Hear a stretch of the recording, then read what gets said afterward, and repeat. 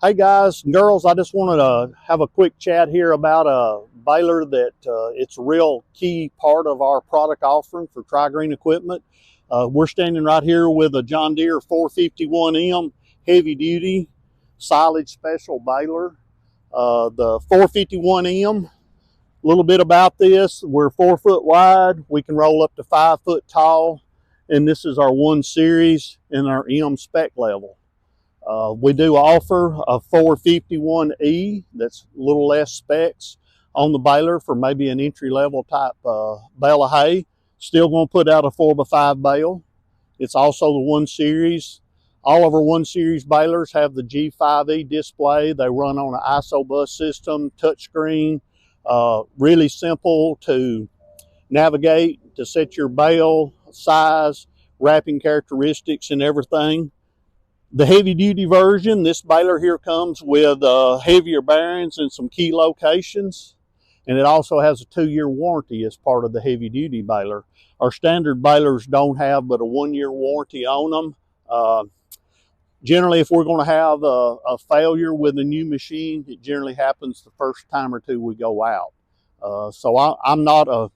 It's not a big decision maker to have an extra year warranty on my baler.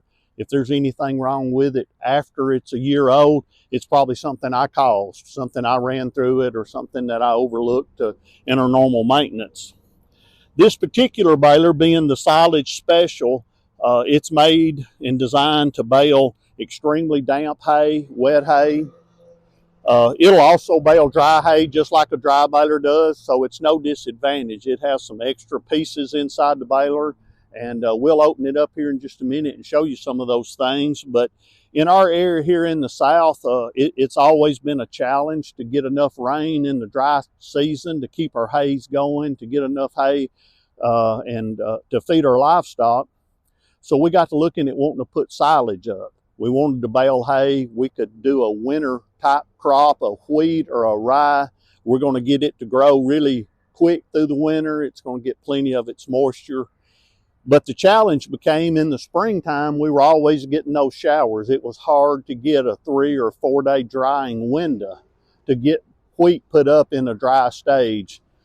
This past April, we put up a lot of dry wheat. We didn't have no problem. It was dry. We suffered drought through April and May, and now it's kind of turned into a wet season. But normally, we're trying to get this hay. If we're going to put silage hay up, we're going to say cut it today. We might ted it late this afternoon, and then we're going to bale it tomorrow. We're going to be shooting for high 30s, mid 40% moisture, and then we're going to put it in a wrap. We're going to wrap it either individually or put it in cube line type wrap. Part of that advantage is once that wheat, it's a beautiful crop and wheat's growing up, and then once that head starts to fill out, we call it the milk stage and so forth like that, that stem just becomes a hollow straw that is moving the sugars and moving the protein and the energy that we're trying to get in our hay to feed our cows. So once that thing gets in head, generally at kind of the end of its life cycle, really all you're creating is something to attract mice in your barn with that matured head. So if we can cut it as all of that protein and everything is still in the stem, and don't beat it out of it trying to get it completely dry, and then if we can put it in that silage bale, it's a high protein, very high quality hay.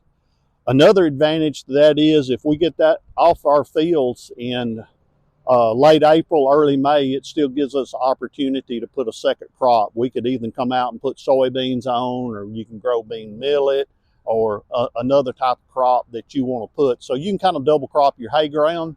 A lot of farmers do that. We've got some friends that put their wheat hay in haylage, and then he rents it to a row crop farmer that comes out and grows cotton on it. When they take the cotton off, he drills his wheat back in for his wheat hay next year. So this baler's got some extra stuff on it to be able to do that. If you're just a dry hay person and you're worried about, okay, it got caught in the windrow, it got wet, I'm not really going to try to put it up in a baleage situation or haylage. And you just want something that's not going to plug or anything, possibly if it's in wet hay. They make a high moisture kit. And this has the high moisture kit as part of the base of this Silage Special Baler. But if you'd like to, you know, we'll show you one of the first things when you walk up to one. If you see this rack on it across here, it's a Silage Special Baler. And part of the reason that is right over behind that, where these belts stagger, you can see the stagger of these belts that let some of the overflow of the hay fall back out. That roller in there will tend to wrap. And so with moist hay. So there is actually, from one side to the other of this baler, there is an auger. It's a scraper auger that's helping knock that hay off of that roller, so we don't have that buildup issue there. And we'll have to open it up to see the other key ingredient to this silage baler. But part of that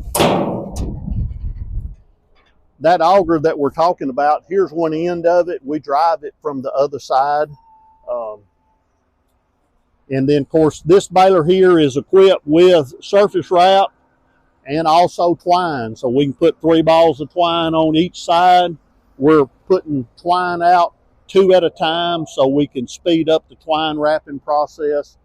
The majority of people are running surface wrap anyway, so the twine's not a big feature, but they do like to have twine.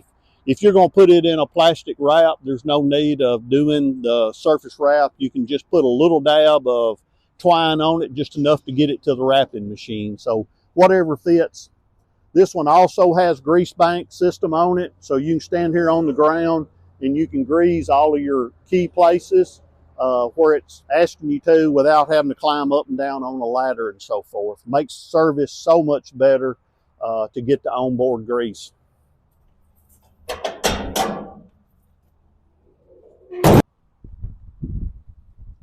Now we're over on our left side. That's where most of our drives are going on. This here is that scraper auger. It's driven right here off of the main drive, so there's not really any more extra maintenance as the owner-operator to do to it. It's taking care of itself. We keep this chain tight like the operator's manual says. We make that adjustment right there. Spring-loaded idler on the upper chain, drives the top and bottom rolls. Keep all that in time. The grease zerks through the grease banks are over here for this side of the baler as well. And also 3 more bundles of twine to operate, to feed the other twine arm. These balers, it's just a push button on the monitor or the display to switch it from twine to surface wrap. So if you want to do every other bale, or it's totally up to you, you just change the button. Whether you want it to do one or the other, you don't have to get out and unthread the twine to not do surface wrap. This baler also is equipped with a bale ramp. Whenever the bale's full and we open up our gate and everything for it to come out, the bale will rest right here as it comes out of the gate on top of this bale ramp. And as the gate finishes its cycle of raising up, this will stand up and roll that bale of hay away. And unless you're going down a hill, that bale of hay will get further enough behind the baler that you can close the gate without any problems. Same surface wrap system as we have on our 4x6s, 5x6s. We've been doing this surface wrap system like this probably 10 years.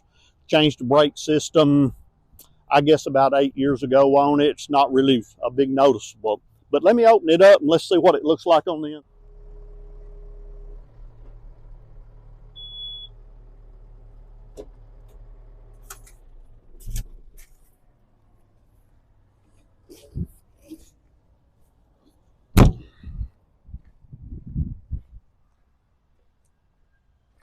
Very important feature.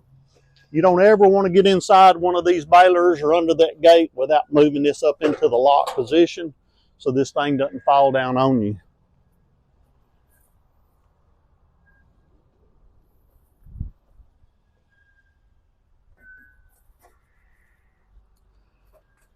It's going to be hard maybe to see here,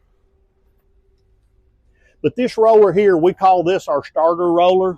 As that hay comes up, your crop comes in, it's going to come off the pickup, going to come across these accelerator fingers, and that's going to force that hay into the bottom of the bale. The bale's being built here inside of this teepee, so to say, and it's going to go up. This is pulling upward and moves the hay down. It starts its roll. This is forcing it in, and this would be a place in high moisture hay on a non-silage baler that it would tend to wrap. The green hay would want to get under it. But right here under the bottom, there's a big sharp knife that goes the width of this baler, and it's set, I believe it's 18 thousandths of an inch off of these beads here to keep that shaved off of there, so we don't have to worry about crop buildup. And that is the high moisture kit. So if we ever have a dry baler and you're running into some wet, damp areas and you're having to bale a lot of that and you want to add that, it's about a 2-hour job, maybe 3, to bolt that on. I could pull the belts out where we could see it from the front, but it's kind of hard to do. The auger that we were talking about, you can see it right across the top there. That's keeping the staggered roll clean. So that's the silage baler. Other than that, it's the same baler as our dry baler. We probably sell in the silage offerings, 50% of our balers will be silage special balers, but probably only 10% of that 50 are baling true silage. People are just buying it as added security, just in case they get into a wet season. They don't want to take the chance to not be able to bale in case it got damp or rain was coming. They wanted to get it up, so they go ahead and opt to get the silage baler. I can't argue with them there. It's a option that shows up in the trade-in guides. It adds value to the machine so the customer can get a lot of his money back if he ever has to trade balers. There's just a lot more people out there in the market for them. Baler also has the high flotation tires. We really recommend that if you're going to be baling high moisture hay, just because of the weight of the bale.